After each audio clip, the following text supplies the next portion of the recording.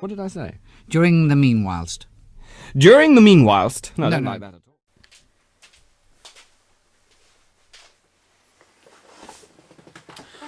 Well, hello, it's Dexter and me back on YouTube with our last but one video before Christmas and before the year is out. And I can't wait to say goodbye to 2020 and hello to 2021, a possible vaccine and the end to this dystopian nightmare that we find ourselves living through right now.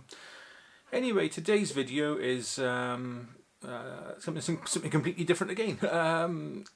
I just want to have a little bit of a chat really, and a bit of a rant, if you will, indulge me. Lately, my videos haven't been doing so well. I can understand why. I mean, the photography YouTube market is saturated beyond saturation point, and I'm just a very, very small piece in that flood. Now, I didn't start this channel with the notion of having thousands of views and making money off YouTube, which is just as well, because that hasn't happened. No, I started making videos to give myself something to do. For people who don't know, I had to give up work a few years ago due to ill health and disability, and I overnight went from someone who was used to working 45, 50-hour weeks to doing absolutely nothing. And to stop myself from going completely insane, I thought I'd start making some videos, and then I thought, oh, why not stick them on YouTube for people to see? But it's never been my intention from the start to sort of grow a massive audience for my videos. But lately, hardly anybody's been watching them, and worse still, hardly anybody's been engaging with the videos in terms of like comments and things like that. Now, I work quite hard to make these. Even short, simple little videos like this take half a day to plan, to film, to edit, put together. So I figured that if I am going to be making videos, I might as well make stuff that I enjoy and that is personal to me. Now, I put out about 30 videos in 2020, and my favourite one was the one where I went to the bridge in Pontythorn, or Pontythvechen if you're going to be correct and Welsh about it. And it was the video about planning and executing and processing and printing that image. And I really enjoyed making that video. Yes, it was a lot of hard work. I mean, that was a couple of days of putting everything together, but I really enjoyed it, and I want to make more of those. But I can't make one every week. I simply don't have the energy to be able to do that. At this time of year, I'm out of bed for probably only 5 to 6 hours a day. Before fatigue sets in, and I've had it. So I want to make more of those, and I understand that is going to cost me views, cost me subscriptions. I'm not going to say I don't care, because I do care, and I care about my audience, and I care about the stuff that I make for you. We've got a lovely little community here of the same people who watch and comment and give the thumbs ups or whatever, and I want to keep that going. So while I understand if you're not going to be interested in watching videos of me making photographs, and I understand why, because there are thousands of those videos on YouTube, I'd like to think that we got a little bit more than that, and that you will stick with Dexter and me while we go forward and make those videos. So that's going to be the plan for 2021. Is going to be 8 to 10 films of landscape photography. I will still make the odd gear video. If I buy something new or like the look of something, then I'll make a video about that.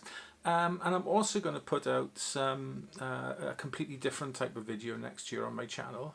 Whenever I go out to take a picture, I usually film something at the same time, be that at the coast or in the mountains. And I've made a couple of like mindfulness videos, just of, you know, a mountain stream or of the tide or, you know, bird song, things like that. And people who I've shared those videos with, not on YouTube but, you know, privately, I've said they really like them. So I'm probably going to put a couple of those up. Now I understand they will probably get, you know, 0 views, but I don't mind. I'm going to put them out anyway, and if somebody finds it and it helps them to get to sleep, then so be it. Now to bring me on to the rant part of this video. Now you're either going to agree with me here or you're not, and everybody's entitled to their own opinion, and mine certainly isn't sacred and sacrosanct, and it's probably flawed. But looking at the YouTube sort of photography, well, any kind of YouTube thing really, but photography is my thing. Anybody trying to break into YouTube now is faced with a massive uphill struggle. I had a bit of a conversation with Alan, who comments on my videos frequently about this, and it's kind of sad that really talented photographers, now I certainly don't class myself as a really talented photographer, I think I'm a capable photographer, I'm not really talented, but really talented photographers now can't get an audience, they can't get traction on YouTube. And when I look at some of the YouTube channels that have, you know, hundreds of thousands of subscribers, millions of views, and the photographer, or the, what are you going to call him, photographer, the person on there doesn't even share their work, doesn't even put their work out there to be viewed by their audience, and that's such a shame, because as I said, there are so many talented photographers who can't get a break, and yet there are seemingly a number of I'm not going to call them fraudsters, because I simply don't know, but if you don't put your work up there for you know, criticism, then how are people going to know that what you're talking about or your viewpoint is valid as a photographer? Now I share pretty well all of my work on YouTube, warts and all. Every video I make, I put a montage of pictures up at the end that I've taken recently for people to have a look at. Now, not all of them are good photographs. Some of them are really good, but not all of them are what I would class as portfolio worthy images, but I put them up there nonetheless. So anybody watching one of my videos can think, well, I don't necessarily agree with his opinion, but he does actually take pictures. Yeah, I just think it's such a shame that some of these massive channels, and not all of them, I mean, I follow a number of really good landscape photographers on YouTube, people like Ben Horn, Gavin Hardcastle, Adam Gibbs, Thomas Heaton, to name but a few, and they put their work out there.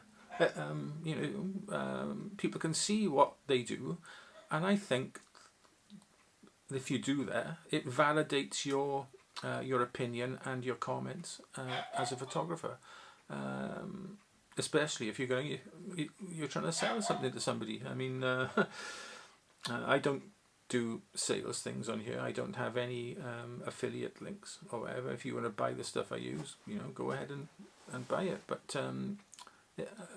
what I like to think is that by putting your work out there to be viewed, you're more valid and valued, I think. It's just such a shame that so many early adopters, if you like, into the YouTube model got that massive following, perhaps by default. And once you've got that huge following, it's much easier then to sustain it and to grow it. You know, I mean, Anyway, that's my little rant for now.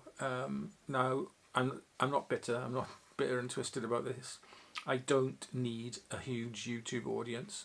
Thankfully, I am financially secure. I don't have to worry about, making money off Google ads, which is another thing that's annoying. It's because my channel isn't monetized. It never will be monetized. But I understand that you still get adverts. No, I don't agree with that. No, it's wrong. If you set your channel up and monetize it, then people understand that you're going to have adverts on your channel or on your videos. My channels and my videos are not monetized. I don't want adverts placed on them. Thank you very much, but it's beyond my control. I can't help that. And that's sad. That is really sad, because I think it's spoiling, and Alan commented about this as well, it is spoiling the YouTube experience for a lot of viewers. Now, I quite like the fact that this is a small, intimate YouTube channel. I'm able to respond to virtually all the comments I get on videos, and I like that. I like the fact that I can interact with you. I mean, in the last video I put out, or one of the last videos I put out on my GFX 50R, I was actually able to take some sample images for Martin, who'd asked for my opinion on the low light high ISO performance of the GFX. So I was able to go and take a few images and get back to Martin on that matter. And if this channel were much bigger, I probably wouldn't be able to do that. I simply wouldn't have the time. Anyway, rant over. As usual, I will be popping up some images at the end of this video, but they're a bit different. There's Dexter's best images from the year. Bless him, my little dog. It's 10 or 11 iPhone images actually of Dexter taken in 2020. So for all you Dexter fans out there, you're going to get bombarded with images of him for the next couple of minutes or so. Anyway, we'll be back just before Christmas with a kind of pre-Christmas obviously video with some of my best images of the year. I've curated a number of them, and I'm going to put them together in a video and put that out for Christmas. Until then, I hope you've enjoyed this video and found it in some way interesting, maybe. Like I said, you don't have to agree with what I've said. Everybody's entitled to their own opinion, and this is mine. Anyway, thanks very much for watching as usual. Look after yourselves, stay safe, stay virus free, look after your loved ones and your family, and Dexter and I will see you in a couple of days with our Christmas video. Until then, bye bye. It's coming on Christmas, they're cutting down trees, they're putting up reindeer and singing songs of joy and peace. Oh, I wish I had a river I could skate away on. But it don't snow here, it stays pretty green. I'm gonna make a lot of money, then I'm gonna quit this crazy scene. I wish I had a river I could skate away on. I wish I had a river so long I would teach my feet to fly.